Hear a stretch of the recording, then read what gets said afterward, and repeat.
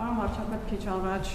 Սամվել Կարապետյանը հայտարարել է, որ 1 տարի առաջ Չինաստանում փորձել եք ռեստորաններից մեկում հալյուցինացիա առաջացնող սունկ, շատ եք հավանել, 1 տոննա բերել եք եւ հիմա ամեն օր ուտում եք։ Նախ ձեր արձագանքն է հետաքրքիր եւ հետո օրեր առաջ Նարեկ Կարապետյանը հայտարարում էր, որ ուժեղ Հայաստանում վերին դարսում հայկական մեքենաները չեն կանգնելու, ինչպես հասկանալ նման հայտարարությունները, արդյոք սրանք ուղիղ խոստովանություն չեն, որ տնտեսական հարաբերությունները որոշ ուժերի, ներքաղաքական ուժերի եւ երկրների համար նաեւ քաղաքական լծակ են։ Հարգելի գործընկերներս, ասացի, որ այն հայտարարությունները, որոնք չեմ կարդացել, ծանոթ չեմ մեկնաբանում։ Ասենք ձեզ թվում է, թե ես ամբողջ օրը նստած ձեր ասած մարդկանց հայտարարություններն եմ կարդում, կներեք, բայց ես մի քիչ ավելի կարևոր գործեր ունեմ։ Եթե կան հայտարարություններ, որոնց պետք է արձագանքել, մեր թիմը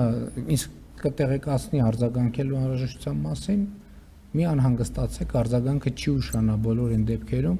երբ արձագանքելու անհրաժեշտություն կտեսնենք մենք։ Ես ուղղակի չեմ լսել այդ հայտարարությունները, չեմ կարող ոչ մի բան ասել։ Այդ թվում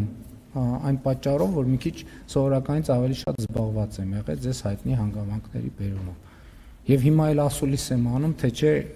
էլ ուրիշ ինչով կարայի զբաղվել։ Հիմա նստած էի լինելու եւ ուշով հետևելիս էի լինելու կալուգացի օլիգարխի ասուլիսին, որովհետեւ դե էլ Հայաստանի վարչապետը այդ ժամին ուրիշ ինչով կարող է զբաղվել։ Շնորհակալ։